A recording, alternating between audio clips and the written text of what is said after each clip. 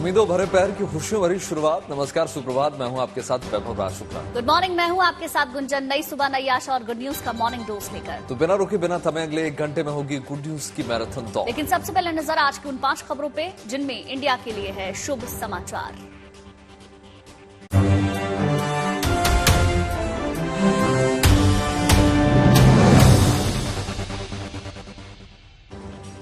देखिए, एक तरफ क्रिकेट वर्ल्ड कप का काउंटडाउन शुरू हो चुका है तो एशियन गेम्स में क्रिकेट के मुकाबले खेले जा रहे हैं। भारत ने अब से थोड़ी देर पहले नेपाल को 203 रनों का लक्ष्य दिया है, जिसमें शानदार शतक जमाया है यशस्वी ने। और क्या आज चीन से मेडल की उम्मीदें हैं, इस पर भी आगे चर्चा करने जा रहे हैं। बाकी खबरें गुंजन बताएंगे। शुभ समाचार में बात सूरत की उस बच्चे की भी करेंगे जो गणपति विसर्जन के दौरान समंदर में डूब गया था। परिवार वालों ने बच्चे के मिलने की उम्मीद छोड़ दी थी, लेकिन गणपति की मूर्ति ने उस बच्चे की जान बचा ली। कैसे हुआ ये चमत्कार, इसकी भी आगे विस्तार से बात होगी। बिल्कुल, देखिए बुलेटिन में जो है आपको केदारनाथ की यात्रा पर भी आज हम लिए चलेंगे, जहां भक्तों का सैलाब फिर से नजर आने लगा है। बाबा के जयकारे से घाटी गूंज रही है, तो कैसे केदारनाथ के दिव्य दरबार में आस्था का जन सैलाब है और क्या है केदारनाथ से भक्तों के लिए शुभ समाचार, इसकी आगे बात करेंगे। शुभ समाचार में बात चीन के विरुद्ध उस चक्रव्यूह की भी करेंगे जिसे हिंदुस्तान ने और भी पुख्ता कर लिया है। सरहद पर चीन की चाल को नाकाम करने के लिए भारत ने नया एक्शन प्लान तैयार किया है। क्या है ये प्लान, इसकी भी आगे बात होगी। देखिए, बात जो है भारत के सूर्य मिशन की भी हम करने जा रहे हैं, जिससे जुड़ा नया अपडेट निकलकर सामने आया। आदित्य L1 मिशन के नए मुकाम पर वो पहुंच चुका है। क्यों खास हो जाता है मिशन के लिए पड़ाव, इसकी भी आगे चर्चा करें। देखिए, हांगझाओ एशियन गेम्स का आज 10वां दिन है। आज भारतीय खिलाड़ी क्रिकेट के अलावा badminton, table tennis, athletics, hockey, squash, तीरंदाजी में हाथ आजमाने जा रहे हैं। भारत अब तक एशियन गेम्स के शुरुआती 9 दिनों में कुल 60 पदक अब तक जीत चुका है, जिसमें से 13 गोल्ड है, 24 सिल्वर है, जबकि 23 ब्रॉन्ज है। बिल्कुल, लेकिन आज सबकी नजरें क्रिकेट के मुकाबले पर हैं, जहां भारत और नेपाल के बीच मैच खेला जा रहा है। भारत ने एशियन गेम्स के क्वार्टर फिनाले में नेपाल के सामने 203 रनों का लक्ष्य रखा। पहले बल्लेबाजी करने उतरी टीम इंडिया ने 20 ओवर्स में 202 रन बनाए। भारत की ओर से यशस्वी जायसवाल ने 100, कप्तान ऋतुराज गायकवाड़ ने 25 की सधी हुई पारी खेली। इसके बाद अंत में आकर शुभम दुबे और सक्सेस किंग रिंकू साही ने ताबड़तोड़ अंदाज में बल्लेबाजी की।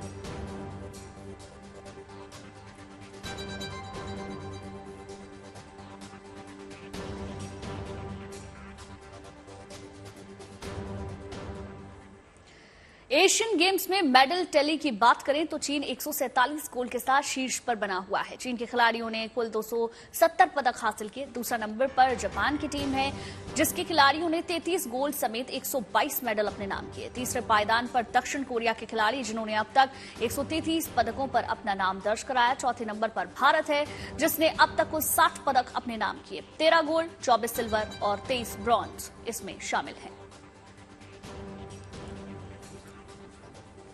देखिए, एशियन गेम्स के 8वें दिन भारत को मिले मेडल्स में ज्योति याराजी का 100 मीटर हर्डल रेस वाला सिल्वर मेडल भी शामिल है। यह मेडल इसलिए भी खास हो जाता है क्योंकि ज्योति के मेडल को अपग्रेड किया गया है। पहले उन्हें ब्रॉन्ज मेडल मिलने वाला था, लेकिन चीन की महिला एथलीट की बेईमानी को लेकर बवाल हो गया और चीनी खिलाड़ी दोषी करार दी गई और उसको मेडल वापस देना पड़ा। लिहाजा ज्योति का ब्रॉन्ज मेडल सिल्वर में तब्दील हो चुका है। पूरा मामला क्या है, रिपोर्ट देखिए। मेरे साथ खुद है ज्योति, जिनको पहले ब्रॉन्ज मिला था, फिर बाद में इनका मेडल अपग्रेड हुआ। ज्योति, क्या हुआ था जब शुरुआत हुई थी? आप चूंकि वहां पर थी, आपकी रेस थी, वो क्या हुआ था? चाइनीज पहले भाग गई थी कि क्या हुआ था? हाँ, एक्चुअली गन शुरू होने के बाद सब स्टार्ट करना होता है, तो वो थोड़ा एडवांस निकल गया, तो इसीलिए उसको फॉल स्टार्ट दिया। फॉल स्टार्ट देते हैं, वो रूल है, तो मेरे को भी दिया था। वो ही मैं सरप्राइज हो गया कि लाइक मेरे को कैसा देगा करके। तो हमारा कंट्री से हमारा आदिल सुमारी वाला सर और हमारा कोच और राधा सर सब जाके फाइट किया। इसके लिए मैं भी ग्राउंड में फाइट किया था कि मैंने नहीं किया करके, मैंने स्टैंड हुआ, मैं क्या किया करके। अच्छा, आपने भी बोला था कि मैंने नहीं किया है? मैंने नहीं किया। ओके, अच्छा, तो उसके बाद जब आपको पता चला कि आपका मेडल अपग्रेड हो गया है, तब आपको संतुष्टि मिली या फिर आपको लग रहा था कि नहीं, ये अनफेयर होगा, चाइना के एथलीट को यहाँ चाइना में जो है मतलब ज्यादा तरजीह दी जा रही है? ये तो प्रोटेस्ट एक्सेप्ट हो गया, अदरवाइज तो आपका ब्रॉन्ज ही रहता। नहीं, वो तो होना ही है, क्योंकि तो we can't leave, that is true, वो रूल है। कि इफ इन केस नहीं हो तो भी मैं फाइट करती हूँ इसके लिए, मैं कंप्लेंट देती हूँ इसके लिए। तो या मेडल है बोला तो मैंने कोशिश किया मेरा अच्छा टाइमिंग करने के लिए। बहुत लॉन्ग सीजन है, मैंने कंसिस्टेंटली कर रही हूँ। सो या हैप्पी। ज्योति, एक चीज और मैं समझना चाह रहा था आपसे, क्योंकि हर एथलीट के ना करियर में अप्स एंड डाउन्स होते हैं, लोज एंड हाईज होते हैं, स्ट्रगल भी बहुत होता है, फैमिली का सपोर्ट भी बहुत जरूरी होता है। आपका फैमिली सपोर्ट कैसा है? घर पे कौन कौन है, कैसे आपको सपोर्ट मिलता है? फर्स्ट ऑफ ऑल मेरे पेरेंट्स को स्पोर्ट्स नॉलेज कुछ भी नहीं है, मेरे पेरेंट्स को ही नहीं है। मेरा सराउंड्स में वाइजाग का इतना स्पोर्ट्स नॉलेज कुछ भी नहीं है। मैं रिक्वेस्ट कर रही हूँ कि थोड़ा एथलेटिक्स बारे में और थोड़ा अच्छा पता चला तो मेरे जैसा छोटी बच्ची लोग, बहुत टैलेंट लोग मेरा गांव में बहुत लोग हैं, तो वो भी आएगा, अच्छे से इंडिया को रिप्रेजेंट करेगा। जिंदगी आशाओं और उम्मीदों का नाम है, फिर जब भगवान की कृपा हो तो चमत्कार भी होते हैं। मुंबई और सूरत के परिवारों से भला बेहतर इस बात को कौन समझ सकता है जो अपने लाडलों को खो चुके थे, उम्मीद की डोर छूट चुकी थी। लेकिन गणपति बप्पा ने इन सभी की मुराद सुनी और वो दिया जिसने एक बार फिर इनके परिवार में खुशियां बिखेर दी। देखिए खास रिपोर्ट। समंदर के बीच पानी की लहरों से जूझते इस बच्चे को भगवान गणेश ने नई वो ऐसे कि विसर्जन के बाद नहाने गया ये बच्चा दुर्घटना में लहरों के बीच पहुंच गया, जहां एक गणेश प्रतिमा के सहारे ये बच्चा पानी के बीच अपनी जिंदगी बचाने के लिए लड़ता रहा। फिर वही ना जिसको स्वयं बप्पा ने सहारा दिया हो, तो भला उसका बाल बाका कौन कर सकता है। कुछ यही हुआ इस बच्चे के साथ। ये घटना सूरत शहर की है। 29 सितंबर को हुई इस घटना को परिवार के लोगों ने अपनी आंखों से देखा। जिस तरह ये बच्चा अपनी जिंदगी के लिए जूझ रहा था, परिवार के लोग बेबस हो चुके थे। उन्होंने उम्मीद छोड़ दी थी कि अब इसे बचाया भी जा सकता है, लेकिन जिसने जिंदगी दी है तो मारने का फैसला भी वही करेगा। ये बच्चा 24 घंटे उसी समंदर की लहरों में फंसा रहा। आखिरकार 24 घंटे बाद यमराज ने भी इस बच्चे का पीछा छोड़ दिया और इस बच्चे के साहस को नमन कर चले गए। बच्चा समंदर की उन्हीं लहरों से हंसता खेलता लौट आया। ये परिवार के लिए एक चमत्कार ही रहा। तभी तो अपने बच्चे को सही सलामत पाकर भावनाएं बेकाबू होने लगी। फिलहाल बच्चे का सूरत के अस्पताल में इलाज चल रहा है। वैसे सूरत के इस बच्चे के ही नहीं, बप्पा मुंबई के 22 उन बच्चों के भी सहारा बने जो विसर्जन या गणेश उत्सव के मौके पर अपने परिवार से बिछड़ गए थे। गिरगांव चौपाटी पर होने वाले विसर्जन के लिए पुलिस ने भारी भरकम इंतजाम किया, लेकिन फिर ये बच्चे किन्हीं कारणों से अपने माँ बाप से अलग हो गए, जिसके बाद इन्हें खोजने की जिम्मेदारी कांस्टेबल दीपाली कंडलकार और एसआई सूर्यकांत साठे को मिली, जिन्होंने अपनी जिम्मेदारी बखूबी निभाते हुए इन बच्चों के परिवार में मुस्कान बिखेर दी। मुंबई का गिरगांव इलाका, जहां पर लाखों की संख्या में लोग पहुंचते हैं गणपति विसर्जन के दरमियान, और ऐसे में घटनाएं भी होती हैं और जो बच्चे होते हैं वो अपने परिवार से जुदा हो जाते हैं, बिछड़ जाते हैं। मुंबई पुलिस जुल्म को तो काबू में करने की कोशिश करती है। ऐसे में विसर्जन के दरमियान जो बच्चे बिछड़ जाते हैं उनको ढूंढने के लिए भी यहाँ पर अलग टीम बनाई जाती है। इस बार भी मुंबई पुलिस के डीबी मार्ग पुलिस स्टेशन के एक कांस्टेबल और एएसआई ने तकरीबन 22 बच्चों को रेस्क्यू किया, उनको ढूंढा और अपने परिवार से मिलाया। गायब हुए ज्यादातर बच्चों की उम्र 3 बरस से लेकर 14 बरस रही। कई बच्चे तो अपने माता पिता की जानकारी देने में सक्षम भी नहीं थे, लेकिन पुलिस ने जैसे तैसे परिवार के नंबर निकालकर इन्हें उनके सुपुर्द कर दिया। मुंबई पुलिस के लिए ये चुनौती हर साल विसर्जन पर आती है। बीते बरस ऐसे 31 गुमशुदा बच्चों को उनके माँ बाप तक पहुँचाया गया था। मुंबई से पारस दामा के साथ सूरत से संजय सिंह राठौर की रिपोर्ट, गुड न्यूज टुडे। देखिए, आस्था के महाधाम केदारनाथ से एक गुड न्यूज निकल कर आई है। बाबा केदारनाथ में रिकॉर्ड संख्या में श्रद्धालु पहुंच रहे हैं। जहां एक तरफ भीड़ की वजह से गर्भगृह के दर्शन रोके गए हैं, वहीं श्रद्धालुओं की सुविधा के लिए सभा मंडप की भी शुरुआत हो चुकी है, जिसका लाभ जो है हर श्रद्धालु को मिल रहा है।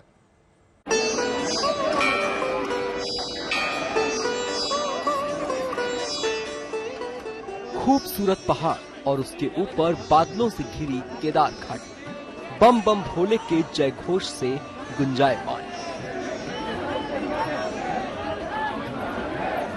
जहां भोलेनाथ के भक्तों का मेल, नंदी के कान में मनोकामना कहने वाले श्रद्धालुओं का सैलाब उमड़ा है। बाबा केदार के दर पर रौनक छाई है। देश विदेश से श्रद्धालु बड़ी तादाद में बाबा के दर्शन को पहुंच रहे हैं।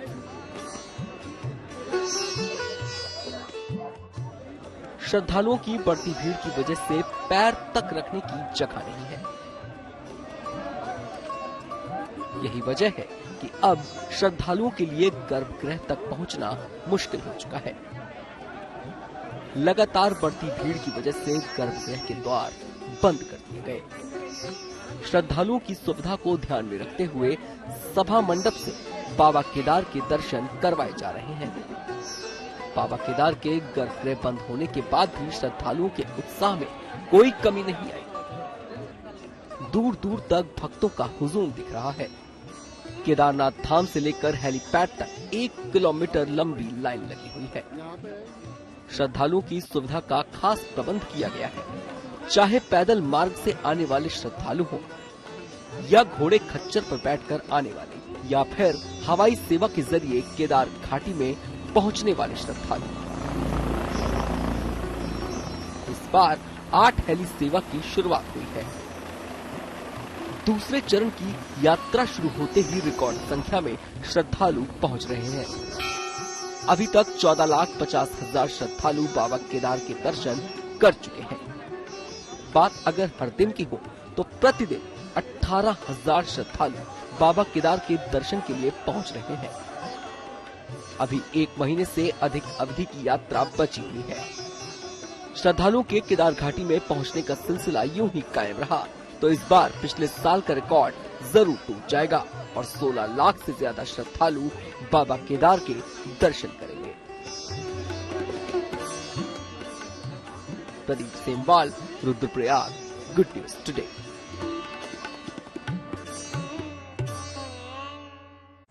और चलिए अब रुक करते हैं कान्हा की नगरी मथुरा का, जहां बांके बिहारी मंदिर में दर्शन के लिए श्रद्धालुओं की भीड़ को काबू रखना बड़ी चुनौती थी। रविवार और शनिवार की छुट्टी के अलावा इस बार श्रद्धालुओं को सोमवार की छुट्टी बोनस के तौर पर मिली, जिसकी वजह से मथुरा की सड़कों की रफ्तार धीमी हो गई और वृंदावन की तंग गलियों में श्रद्धालुओं का सैलाब उमड़ पड़ा।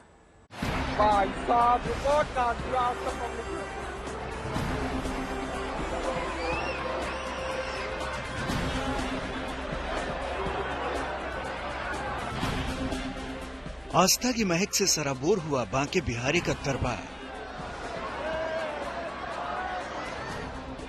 जय श्री कृष्ण के उद्घोष से गूंजा बांके बिहारी का गलियारा।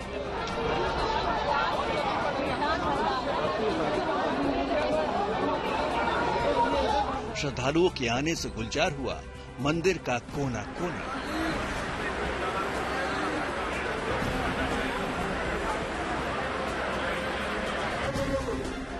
भारी भीड़ के बावजूद श्रद्धालुओं का उत्साह देखते बन रहा है।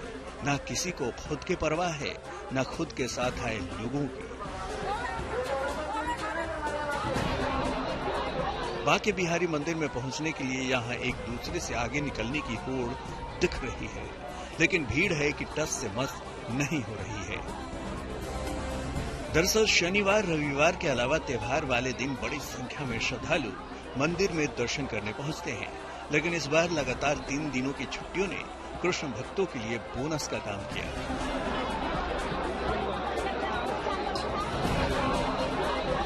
सोमवार के दिन भारी संख्या में भक्त बांके बिहारी के दर्शन के लिए पहुंचे, जिसकी वजह से आसपास की तंग गलियों वाले इलाकों में हालात बिगड़ गए।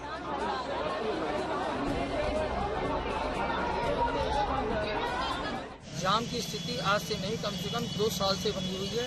मीटिंगों पर मीटिंग होती है और गणमान्य लोगों को बुलाकर वहाँ से व्यवस्था करने की कोशिश करते हैं, पर मेरा मानना ये है, ये जाम की स्थिति निरंतर बिगड़ती जा रही है। यहाँ के लोकल व्यक्ति तो जो मान लो घर के अंदर कैद हो गए, खाली दर्शनार्थियों की हितार्थ की जो भी काम हो रहा है।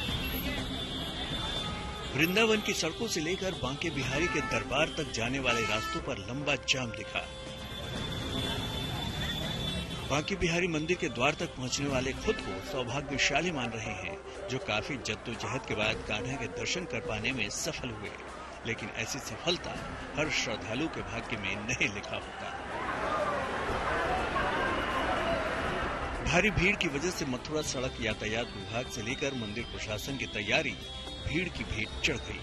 पुलिस प्रशासन की तैयारियों का कोई ठोस आधार नहीं दिखा, जिसका लाभ न इन श्रद्धालुओं को मिल सका। कोई भी श्रद्धालु कहीं से भी एंट्री लेता दिख रहा है। मंदिर के सेवायत गोस्वामियों की तैयारी समझ में आ रही है, न ही सड़क यातायात के नियमों का पालन दिख रहा है, जिसका सामना शहरवासियों को भी करना पड़ा।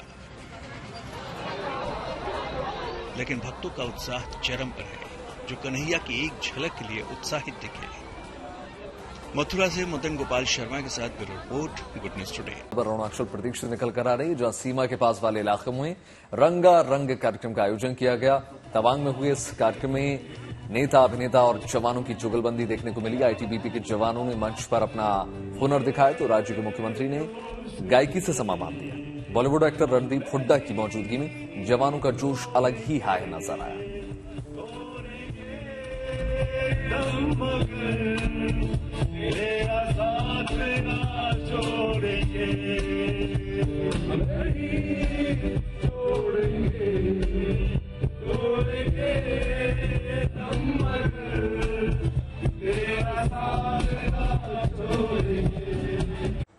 अरुणाचल प्रदेश के मुख्यमंत्री पेमा खांडू अरुणाचल तवांग का दौरा करने के लिए पहुंचे। इस दौरे में केंद्रीय मंत्री किरेन रिजिजू और अभिनेता रणदीप हुड्डा भी उनके साथ में रहे। वहां इन तीनों ने भारत चीन सीमा के पास तैनात आईटीबीपी के जवानों के साथ मुलाकात की। इस मौके पर अरुणाचल प्रदेश के मुख्यमंत्री और केंद्रीय मंत्री किरेन रिजिजू ने जवानों के साथ फिल्मी गीत भी गाए और डांस किया।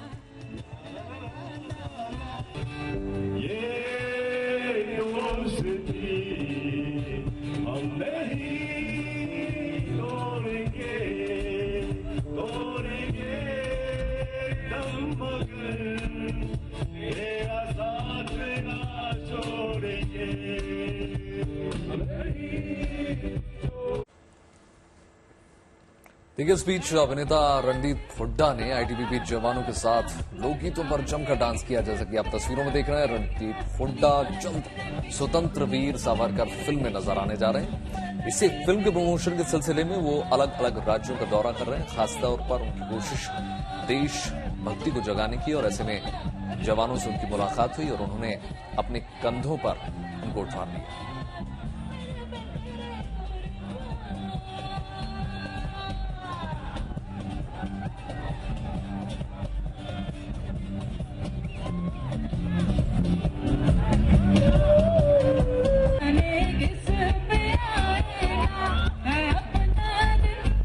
अब चीन की चालाकी नहीं चलेगी और ना ही ड्रैगन की कोई साजिश काम आएगी, क्योंकि भारत ने ऐसी रणनीति बनाई है कि चीन के एक्शन से पहले ही भारत रिएक्शन करेगा और चीन भौचक्का रह जाएगा। हिंदुस्तान ने चीनी सरहद पर खुफिया अधिकारियों को तैनात करने का बाकायदा प्लान बना दिया है। बाकायदा उनके लिए पोस्ट भी बनाई गई है, जिससे वो चीन की नापाक हरकत पर पल पल की खबर रखेंगे। उसके मुताबिक ही तैयारी होगी भारत का एक्शन प्लान।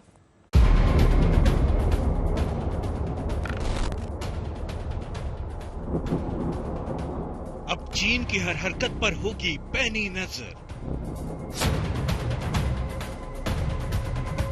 ड्रैगन की हर चालाकी का होगा हिस्सा।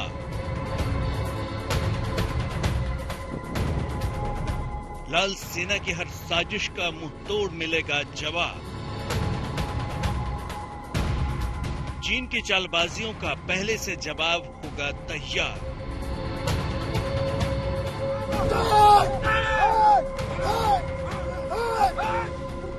एलएसी इस पार हो या एलएसी उस पार, चीन की किसी भी हिमाकत की हर खबर होगी अब हिंदुस्तान के पास। चीन के किसी भी कदम पर समय रहते भारत करेगा प्लान ऑफ एक्शन तैयार, ताकि चीन गुस्ताखी करने से पहले कई बार सोचे। दरअसल भारत चीन सीमा यानी एलएसी पर खुफिया अधिकारियों की टीम तैनात की जाएगी। केंद्र सरकार ने इस प्रस्ताव को मंजूरी दे दी है। इसके लिए एलएसी पर इंटेलिजेंस पोस्ट यानी बीआईपी बनाया जाएगा। ये post Indo Tibet border police यानी ITBP की चौकियों पर लद्दाख से अरुणाचल प्रदेश तक बनाई जाएगी। रिपोर्ट्स में ये भी कहा गया है कि हर VIP पर ब्यूरो के 4 से 5 अधिकारी तैनात रहेंगे और ITBP के जवान उनकी सुरक्षा करेंगे। ये अधिकारी LAC पार चल रही गतिविधियों पर नजर रखेंगे और सीनियर ऑफिसर्स और सरकार तक हर खबर शेयर करेंगे। इस प्रोजेक्ट की शुरुआत सीमांत गांव मागो से होगी। मागो अरुणाचल प्रदेश के तवांग जिले के चुना सेक्टर में चीन की सीमा के करीब पहला गांव है। इस गांव में 2020 में एक ऑल टेरेन मोटर रोड बनाई गई थी। ये सड़क हर मौसम में खुली रहती है। लाइन ऑफ एक्चुअल कंट्रोल पर बढ़ती चीनी गतिविधियों और पीपुल्स लिबरेशन आर्मी के अतिक्रमण को देखते हुए यह कदम बेहद खास माना जा रहा है। भारत और चीन की सीमा करीब 3,500 किलोमीटर लंबी है। ये 3 सेक्टरों में बटी हुई है। पश्चिमी सेक्टर यानी लद्दाख की सीमा जो 1,597 किलोमीटर लंबी है। मध्य सेक्टर यानी हिमाचल प्रदेश और उत्तराखंड जो 545 किलोमीटर लंबी है। पूर्वी सेक्टर यानी सिक्किम और अरुणाचल प्रदेश जो 1,346 किलोमीटर लंबी है। भारत चीन सरहद पर ITBP की करीब 180 चौकियां हैं और 45 नई चौकियां बनाए जाने की मंजूरी मिल चुकी है। भारत चीन सीमा पूरी तरह से निर्धारित नहीं है। इसी का फायदा उठाकर चीनी सैनिक अक्सर घुसपैठ करते रहते हैं। चीन की ऐसी ही हरकतों को देखकर केंद्र सरकार चीन को उसी के अंदाज में जवाब देने के लिए रणनीति बनाती रहती है, जिसकी वजह से अब चीन दुस्साहस करने से पहले सोचता है। अभी हाल ही में केंद्रीय मंत्रिमंडल ने 7 नई बटालियन और बॉर्डर बेस बनाने की मंजूरी दी थी, जिससे ITBP में 9,400 सुरक्षा कर्मियों की बढ़ोतरी हुई है। इन 7 में से 4 तैनाती के लिए तैयार हैं। बाकी 3 बटालियन को 2025 तक तैयार कर लिया जाएगा। पिछले कुछ सालों में केंद्र सरकार ने न केवल LAC पर अपने बुनियादी ढांचे में सुधार किया है, बल्कि सीमावर्ती गांवों के विकास के लिए योजनाएं भी शुरू की हैं। इन्हीं में से वाइब्रेंट विलेज प्रोग्राम भी शामिल है, जिसके तहत सीमांत गांवों में भी विकास की बयार बह रही है। यानी बॉर्डर भी सुरक्षित, लोगों को आधुनिक सुविधाएं भी मिल रही हैं। आज हमारा बॉर्डर बहुत ही सुरक्षित है और बॉर्डर में रहने वाले हमारे जो आम जनता है और हमारे फोर्सेस के लोग, सबको सुविधा मिला हुआ है। भारत ने गलवान में चीन के साथ सीमा विवाद के बीच लाइन ऑफ एक्चुअल कंट्रोल पर अपनी स्थिति मजबूत करने के लिए एक नई सड़क भी बनाई है। ये सड़क LAC से काफी दूर है, इसलिए इसे चीन की PLA बॉर्डर पार से नहीं देख सकेगी। नुब्रा वैली के सासोमा से दौलत बेग ओल्डी तक 130 किलोमीटर लंबी ये सड़क भी बन रही है, जिसका काम इस साल नवंबर तक पूरा होने की उम्मीद है। दिसंबर 2024 तक इसे आम जनता के लिए खोल दिया जाएगा। Bureau report, good news today. Aditya L1 अपनी लॉन्चिंग के बाद से ही हर दिन के साथ सफलता का नया मुकाम हासिल करता जा रहा है। आदित्य L1 को 15 लाख किलोमीटर से ज्यादा दूरी तय करनी है और अब तक वो करीब 9.2 किलोमीटर से ज्यादा की दूरी पूरी कर चुका है। इसरो को उम्मीद है कि आदित्य अपने लक्ष्य पर 2024 के जनवरी के पहले हफ्ते में पहुंचकर दुनिया में भारत का नाम रोशन करेगा।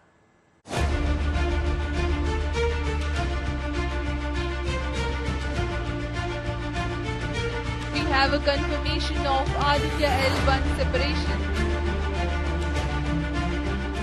2 सितंबर को लॉन्चिंग के बाद आदित्य L1 लगातार अपने मुकाम की ओर सफलता के साथ बढ़ता ही जा रहा है और अब तक 9.2 लाख किलोमीटर से ज्यादा की यात्रा कर चुका है और उम्मीद की जा रही है कि 2024 जनवरी के पहले हफ्ते में ये लैंग्वेज पॉइंट L1 पर पहुंच जाएगा। Aditya L1 now it has almost crossed the full influence of the Earth around 9.2 lakh kilometer, and it is going towards Aditya Sanath L1 point, and it will be around January first week we will be able to insert it into the halo orbit around the L1. धरती और सूरज के बीच ऐसे 5 point हैं जहां सूर्य और पृथ्वी का गुरुत्वाकर्षण बल बैलेंस हो जाता है और सेंट्रीफ्यूगल फोर्स बन जाती है। ऐसे में इस जगह पर अगर किसी ऑब्जेक्ट को रखा जाता है तो वो आसानी से उस पॉइंट के चारों तरफ चक्कर लगाना शुरू कर देता है। पहला लैग्रेंज पॉइंट धरती और सूर्य के बीच 15 लाख किलोमीटर की दूरी पर है। L1 point is actually an imaginary point, and it's not like a planet like as you see our Chandrayaan or Mars mission. It's a which is point where the gravitational pull of the two big bodies will cancel each other, and we will be able to balance it around it, because we cannot go in the point because it's a very vicious point. So we can go around that by balancing the two forces around that. जिस point पर Aditya L1 को पहुंचना है वहां ग्रहण का प्रभाव नहीं पड़ता, इसलिए उस जगह से सूर्य का अध्ययन आसान माना जाता है और सूर्य पर 24/7 नजर रखी जा सकती है। This point, because it's a point where you can observe the sun 24/7, and because the point also moves along with the earth, so continuously you will be viewing the sun, so that we can have a more steady time. Because if you have a low earth orbit, it will have eclipse, and every orbit you will not be able to see the sun. Here it is a stable orbit where you can always view the sun in the same conditions. Surya mission Aditya L1 को 2 सितंबर को launch किया गया था। धरती से 15 lakh kilometre दूर Lagrange point तक पहुंचने के लिए आदित्य L1 को करीब 4 महीने तक सफर करना है, जिसमें से अभी केवल 1 महीने का वक्त ही पूरा हुआ है। वैज्ञानिक इसके सफर पर लगातार नजर रखे हुए हैं और उस पल का इंतजार कर रहे हैं जब ये मिशन निर्धारित लक्ष्य तक पहुंचेगा और अपना काम शुरू करेगा, और फिर सूर्य के उन रहस्यों से पर्दा उठ सकेगा जिससे इंसान अनजान है। Bureau report, good news today. देखिए, महाराष्ट्र के चंद्रपुर में एक ट्रक ड्राइवर के बेटे ने अपनी बड़ी पहचान बना ली है और अपनी मेहनत और लगन के बूते जय चौधरी नाम के युवक ने लंदन तक का सफर तय कर दिया। सरकार की तरफ से स्कॉलरशिप योजना के तहत जय को हायर एजुकेशन के लिए लंदन भेजा गया है। क्या है पूरा मामला, क्या कहानी है, देखिए रिपोर्ट में।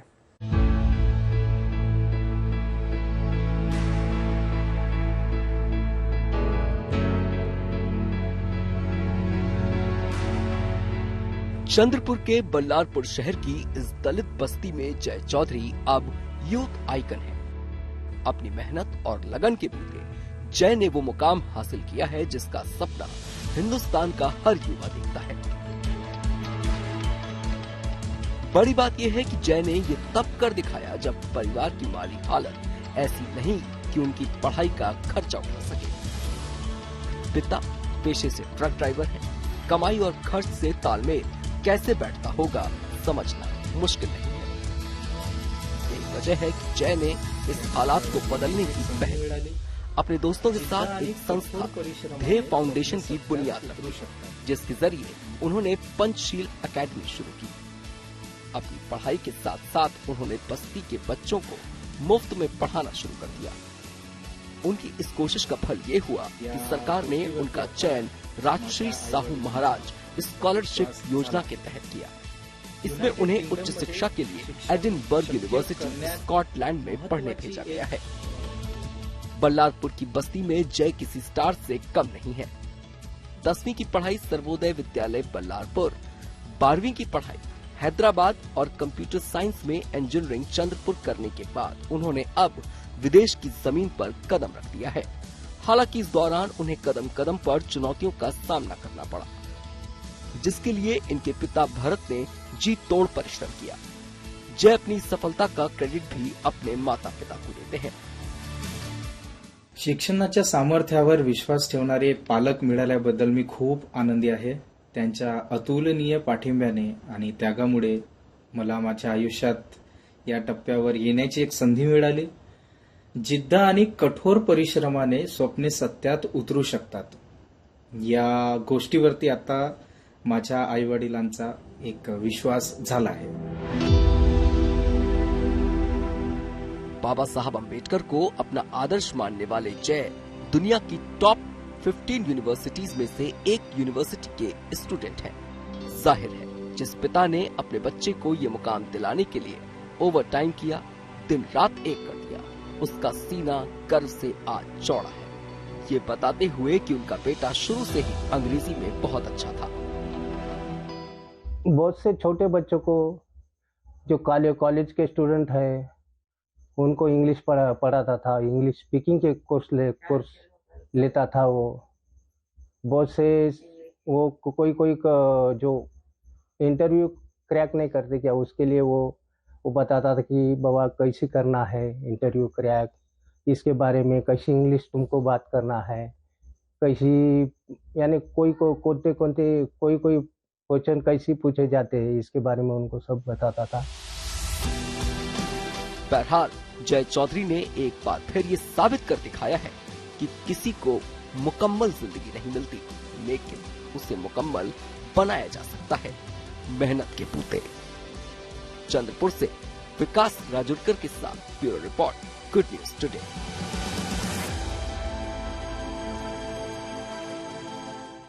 देखिए, केरल की राजधानी कोची में इंटरनेशनल कैलीग्राफी फेस्टिवल हुआ। देखने में सुंदर शब्दों को लिखने की कला को कैलीग्राफी कहा जाता है। हिंदी में इसे अक्षरांकन कहते हैं। कैलीग्राफी एक विजुअल आर्ट है और कैलीग्राफी लिखने वाले प्रोफेशनल आर्टिस्ट को कैलीग्राफर कहते हैं।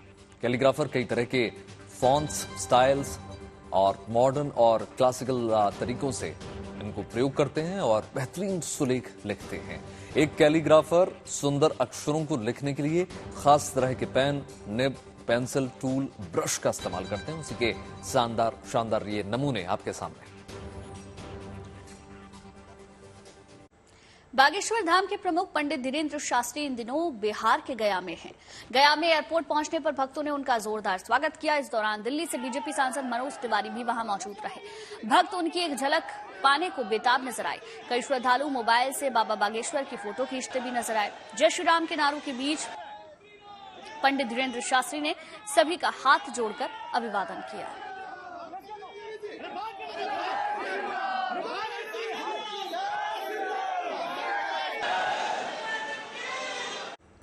देखिए, आपको जैसा कि बताया कि रामनगरी अयोध्या में मंदिर निर्माण का कार्य बहुत तेजी से चल रहा है और अगले साल जनवरी में रामलला की प्राण प्रतिष्ठा की जानी है। इस बीच अयोध्या में श्री राम स्तंभ की स्थापना भी की जाएगी। इन स्तंभ पर रामायण के श्लोकों का वर्णन किया गया है और इनमें से कुछ स्तंभ जो है राजस्थान से अयोध्या के कार सेवकपुरम पहुंच चुके हैं और एक ट्रक में रखकर इन स्तंभों को वहां लाया गया है। फिर जो है वेद पाठी ब्राह्मणों ने इन स्तंभों की विधि विधान के साथ पूजा अर्चना की। पितृपक्ष के बाद नवरात्र में अयोध्या के मणि पर्वत पर पहला श्री राम स्तंभ स्थापित किया जाएगा।